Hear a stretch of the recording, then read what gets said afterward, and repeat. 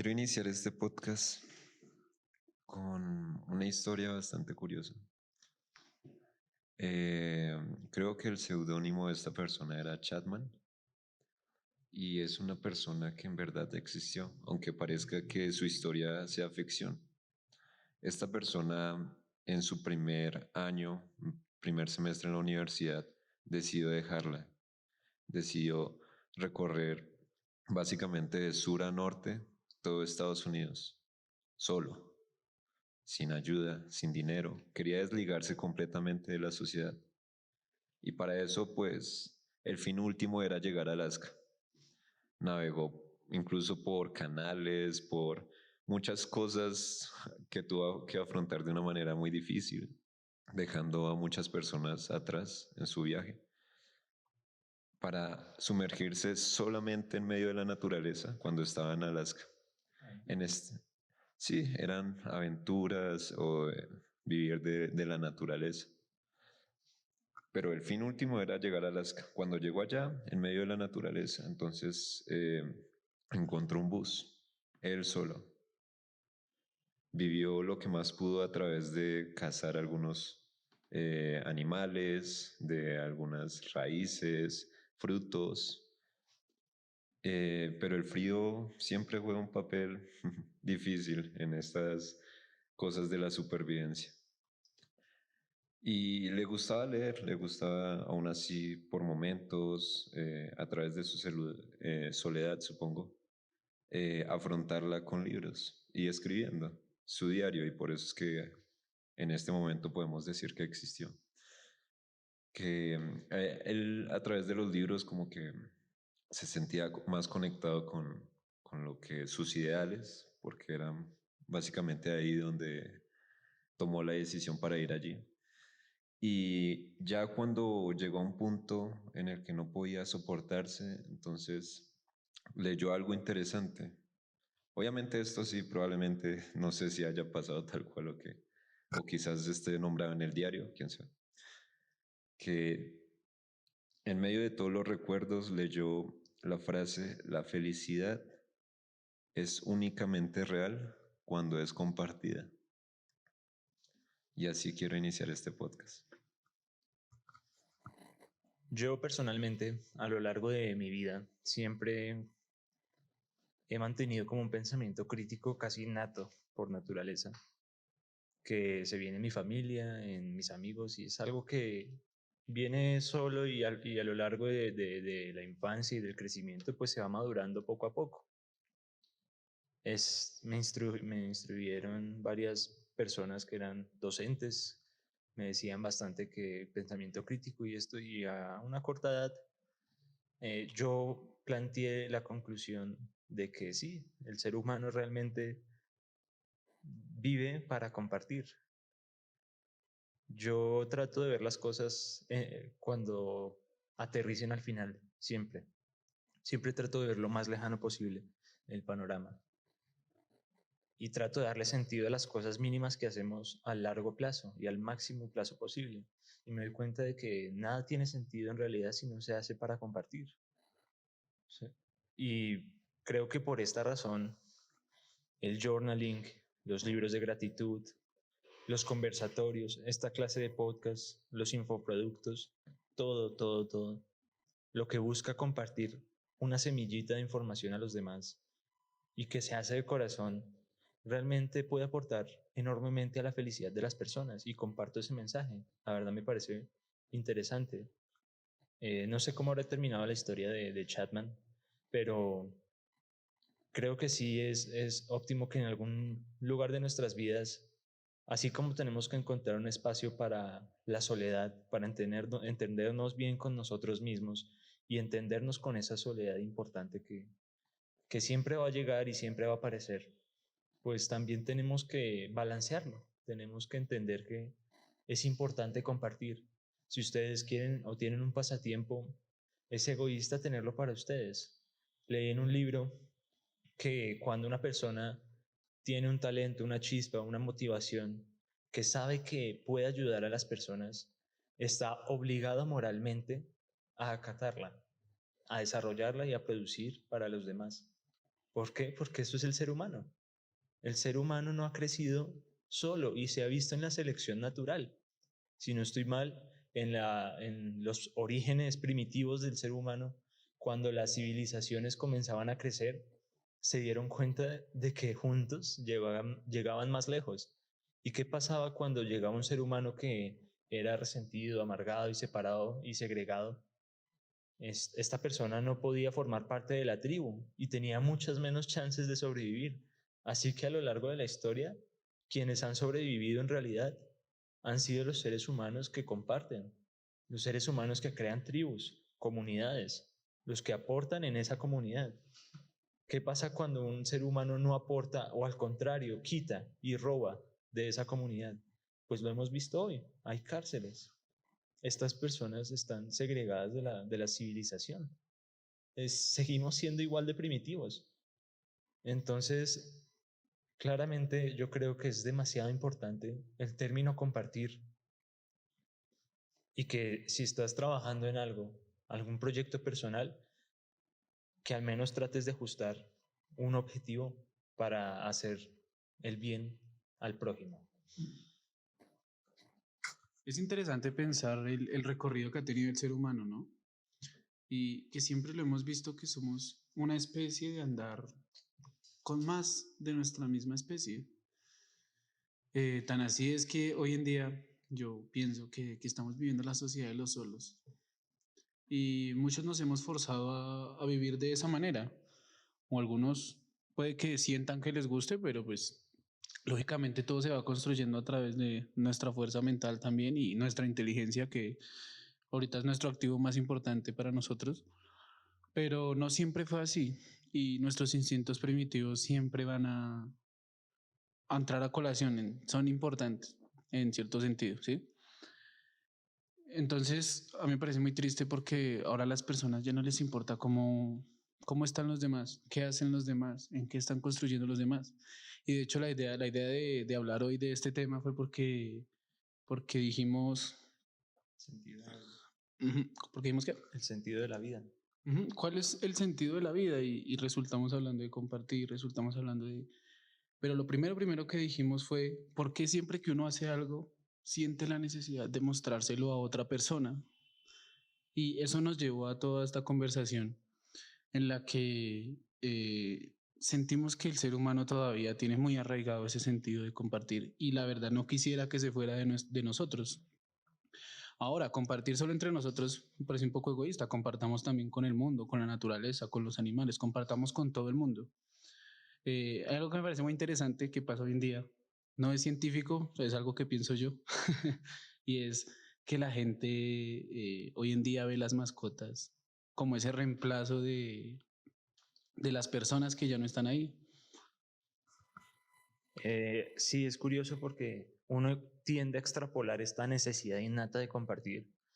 Lo más básico puede ser compartir información o compartir conocimiento, pero si nosotros vamos a lo más biológico, compartir también es a través de la genética. Nosotros queremos compartir nuestros genes y crear nuevas formas de vida similares a nosotros. Es algo muy instintivo, es algo natural. Tenemos que seguir con la selección natural, tenemos que prevalecer la especie. Y creo que en esta sociedad, cuando se viola ese principio por el placer, entonces las personas ya no tienen cómo saciar esa necesidad de criar a algo o a alguien y tienden a ver en otras cosas esa necesidad. Entonces, ¿cuántas personas no hemos escuchado que dicen, no, mi carro es mi bebé, no, mi empresa es mi bebé, mi hijo, no, mis perros son mis hijos? Está demasiado arraigado esa necesidad y creo que me parece un punto importante hablar de por qué las mascotas se humanizan, como había dicho mi compañero antes. Hay un ejercicio curioso y de lo más primitivo y trivial que no pareciera que nos dijera mucho a priori, pero dice bastante. Resulta que un día hicieron un experimento con un bebé, un niño de tan solo un año, y una persona que estaba al lado de él con un lápiz. A esta persona conscientemente, porque era un experimento, dejó caer el lápiz de forma como repentina, como pareciendo que fue así el orden natural, un accidente exacto. Y entonces cuando estaba, miró como al bebé y como tratando de buscar algo, transmitiéndole este sentimiento. Y el bebé trataba, o sea, no verbalmente porque está, no creo que hablen todavía, pero pues trató de indicarle a dónde estaba, como si le estuviera explicando o saciando ese conocimiento que le faltaba, como si le estuviera enseñando algo. Y me pareció genial este experimento porque ahí se nota como que siempre estamos dispuestos naturalmente a ayudar a las demás personas o a transmitirles una información faltante. Dice mucho este experimento. Sí, y me parece importante que destacar este experimento como una muestra más de que nosotros estamos abandonando esta ideología, estamos abandonando este propósito, por así decirlo, mini propósito si quieren llamarlo. Y es que a nosotros muy a menudo nos sorprende ver a un niño, a un bebé o a alguien de verdad muy pequeño haciendo algo extraordinario. Y es que es algo que es antinatural para nosotros que hemos sido casi dogmatizados por la educación y por todo el sistema que nos hace pensar que lo que el niño hizo es extraordinario cuando es la pura naturaleza humana. Exacto. O sea, el cómo el niño hizo esto es una muestra total de lo que nosotros tenemos arraigados a nosotros, que a través del tiempo vamos aprendiendo a olvidar a los demás por correr nuestras propias carreras. Y yo pienso que ese es el error de muchísimas personas, lo cometemos todos. Eh, ¿Cuántas veces, yo sé que esto suena muy trivial, pero cuántas veces uno hace la pregunta de verdad de cuántas veces ha hablado con su abuelita este año, este mes, o con algún familiar no tan cercano y es difícil, son Que no pocos, sea con el celular. son pocos, ¿sí? Exacto. Son pocos los que hacen eso, o sea, estamos en la sociedad de la información hoy en día y es cuando menos nos comunicamos con los demás. Sí, se podría decir que la tecnología busca unificar a las personas. Las telecomunicaciones nada más tienen el objetivo único de transmitir información a lo largo del mundo. Y en esta sociedad en donde más conectados estamos completamente desconectados. Ujú. Y para retomar lo de los animales, vamos, yo sé que, por ejemplo, los perros han sido unos animales que nos han acompañado durante muchísimas generaciones. Yo creo que no nos alcanzamos a imaginar desde hace cuántas generaciones hemos tenido esas mascotas al lado de nosotros. Pero hoy en día se ve como una necesidad bárbara, o sea, como con la necesidad de reemplazar algo o a alguien. Incluso he escuchado, no sé qué tan argumento científico tenga esto, pero es que entre más, las personas más solas y deprimidas se sienten, tienden a adquirir más y más mascotas. Digamos pues que en Los Simpson hay una persona que a mí me parece muy curiosa y es la loca de los gatos. Y si uno se pone a mirar a esta persona, sin quitándole obviamente la broma y la risa y todo lo que tiene que ver con la comedia, puede ser una persona que se siente demasiado sola. ¿Y con qué siente compañía? Con su montón de gatos. Sí, de hecho, muchas veces aquí entre nosotros, fuera de podcast, hemos comentado entre nosotros muchas cosas cómicas. Y es como, por ejemplo, de aquí a unos 20 años, nosotros criticando más o menos cómo funciona el mundo de las relaciones tóxicas y esto, decimos que podemos estar haciendo un negocio de mascotas, de una tienda de mascotas. Obviamente no de seres vivos, sino de instrumentos para ellos, juguetes, comida, etc. Y nos reímos pensando de que puede ser una idea muy rentable, pero a veces el humor creo que es como nuestro medio principal para hacer el dolor un poquito más suave. Y es que detrás de esto hay una realidad muy triste. Y es en serio, la gente está cada vez más solitaria, más sola y más individualista. Escuché el concepto del autómata hace un tiempo. Y los autómatas son en un principio los robots que estábamos intentando construir con tecnología para hacer tareas específicas. Y es en eso en lo que nos hemos convertido, en autómatas. que trabajamos por nuestros intereses única y exclusivamente para cumplir nuestro propósito más próximo, que es sobrevivir del mes siguiente al mes siguiente, de pago a pago. Eso me acuerda a una clase que tuve en mi universidad que se llama Modernidad y Humanismo Científico, en el que el profe hacía una pregunta muy interesante. Decía, listo, ustedes hoy estuvieron estresados seguramente en algún momento, pasó algo. El día no es perfecto, sí, a pesar de que uno pueda decir, no, hoy fui feliz, pero el día no es perfecto. Y él preguntaba, ¿ustedes saben cómo se podía estar sintiendo de pronto la persona que conducía el bus en el que ustedes van? Nadie tenía ni idea. Nadie se acuerda ni siquiera de cómo era el rostro de esa persona. Ni el nombre, nada. Ni siquiera les importa. Por ejemplo, aquí en Bogotá, en Colombia, los buses tienen pegado un letrero siempre que dice, no hable con el conductor. Y a mí me parece muy curioso que yo digo, listo, o sea, lo pueden justificar por el tema de la seguridad, pero ahora yo pienso en cómo se sentirá esta persona 8 horas de su día, a veces mucho más que los extienden, sin, a pesar de tener tanta gente alrededor, no poder hablar con nadie.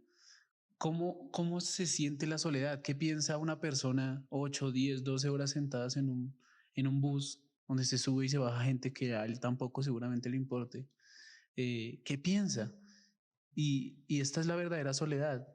Para mí, una frase que yo escuché una vez que a mí me marcó muchísimo y es de una canción. Dice, soledad, la verdadera soledad es estar solos con cientos alrededor. Y me parece que, por ejemplo, esa situación tan cotidiana demuestra eso.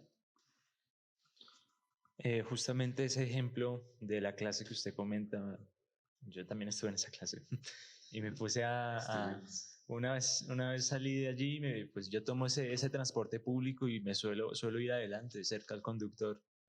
Y me puse a analizar de verdad todas las veces que uno va sentado, todas las veces que uno se ha vuelto ese autómata, hasta que en un momento dado este conductor pues para en un semáforo, llega otro conductor al lado, para en el mismo carril, ambos se miran, se pitan y se saludan y empiezan a balbucear con las manos.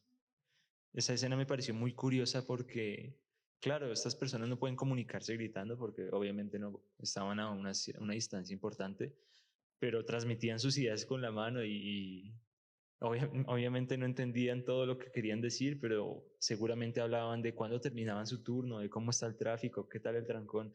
Es innato del ser humano, es innato. Les sale tan natural a las personas que es estúpido reprimir esa parte de la humanidad. Y creo que es algo que pasa sobre todo con el exceso del uso del celular. Bueno, una cosa es el exceso del uso del celular y también veo que cierta parte de nuestra cultura, quizás colombiana, y puede que se replique en otras culturas más, que estando, o sea, ejemplos tan básicos como estar en el colegio, ir al puesto de un compañero y decirle, parce, ¿me presta un color? No, es que mi mamá me dijo que no se los prestan a nadie. Esos ejemplos así, como que de cierta forma van alimentando esa burbuja, esa soledad o esa forma de actuar tan antinatural, ¿no? Porque al fin y al cabo esto es tan antinatural que llegamos a casos, incluso creo que todos hemos tenido casos así personales donde necesitamos cierta información, cierto conocimiento acerca de algo y como que vamos hacia esa persona para preguntarle, para esclarecer esas dudas y como que son personas que no les gusta compartir ni siquiera su conocimiento, como que sienten que tienen un poder en las manos que no les puede pasar a ninguna persona. Y todos sabemos acá a conciencia que cuando nosotros le explicamos cosas sencillas o complejas a las personas, cuando nos sentimos útiles, porque esto también es bastante importante, es donde más se vuelve enriquecedora la cosa, donde más como que hay una transformación mental o emocional. Pero, o sea, ¿qué es eso? ¿Qué es eso que está pasando? Bueno, sí, o sea, se replica en casi todos los aspectos de la vida y solía escuchar esto de uno de los pocos docentes que trataban de impartirnos como ese pensamiento crítico y de ayudar al prójimo, y nos decía lo siguiente: ustedes pueden saber algo y pueden quedarse ese algo y ese conocimiento para ustedes, pero cuando intenten realmente compartirlo y explicarlo y ver cuando una persona entienda, o sea, cuando ustedes explican algo complicado y logran que esa persona lo entienda, es muchísimo más gratificante y usted aprendió el triple. O sea, usted enseña el doble y aprende el triple, realmente. Se aprende más explicando, se aprende más enseñando. Es el orden natural, es un círculo vicioso. Aprender a enseñar, aprender a enseñar. Y creo que hoy estamos tan centrados en el consumo que, si bien no todo el consumo es sinónimo de aprender, nos quedamos violando ese círculo. Nos quedamos sin producir, nos quedamos en solo una etapa. Comprar, consumir, aprender, comprar, consumir, aprender, leer, leer, leer, y nunca compartir, nunca escribir, nunca enviar mensajes, nunca explicar, nunca, nunca nada de eso. Creo que en un libro que leí también sobre las finanzas se explica algo muy parecido, y es una estrategia que se nombra como los dos equipos. Existe el equipo que consume y el equipo que produce. Y yo creo que eso se puede extrapolar precisamente a esto de compartir información, consumir información. Y es que nosotros nos quedamos en solo la primera fase. Y él dice, el autor de este libro dice: cambie de equipo. Usted ha consumido tantas cosas en su vida que usted fácilmente puede ser experto de lo que quiera. Obviamente no estoy diciendo que vayan a operar a alguien por haberse leído un libro de medicina, no. Pero quiero que se entienda que uno aprende mucho más cuando realmente explica las cosas, porque cuando uno aprende, también es un ejemplo que pone, por ejemplo, en el boxeo, esta persona ya no podía crecer más, no podía crecer más boxeando, siempre llegaba a la semifinal, y entonces llegó una persona que le pidió el favor de explicarle cómo boxear mejor, cómo mejorar su postura, y él le dijo: ah, claro, para dar esta patada, bueno, era kickboxing, para dar esta patada tenía que mover el cuerpo hacia cierto ángulo, posicionarse de esta manera para que tenga el mejor impacto, y en ese proceso el autor aprendió que estaba haciendo algo mal. Tuvo a consideración el proceso en todo momento, y eso le permitió mejorar a través de la enseñanza. Yo también quisiera pues nombrar un ejemplo muy repetitivo, la verdad, y es cuando va uno a almorzar con ciertas personas, sean familiares, sean compañeros del trabajo, compañeros de estudio, amigos, lo que sea. Y se repite mucho una escena, y es que las personas llegan al restaurante, empiezan a hablar, a conversar un poco, y llega eventualmente la comida, y de una vez todos le están sacando el celular para tomarle una foto a su comida. Todos empiezan, sí, y desde ese momento que sacan el teléfono, muchos incluso publican las fotos inmediatamente. eh, Se acabó la escena de armonía. Empiezan a comer con el celular en la mano, a mirar cuántos likes les están dando en ese momento. Y eso me parece curioso porque estamos en las redes sociales y nos están desconectando de nuestro entorno natural. ¿Cuántas personas conozco yo que ya no pueden disfrutar una comida entre personas? Porque desde que empieza hasta que acaba, muchas veces ni siquiera miraron a los ojos a esa persona. ¿Sí? Y bueno, quisiera ya nombrar algo como cerrando el tema, y es que me gustaría que habláramos en algún momento dado también de aprender a estar solos, que es contrastante con lo que estamos diciendo. Tal vez a muchos puede sonar un poco contradictorio, pero seguramente cuando hablemos de eso tomará todo el sentido correcto, ¿no? Y también quería decir por qué el aprender a estar solos nos ayuda también en nuestra vida.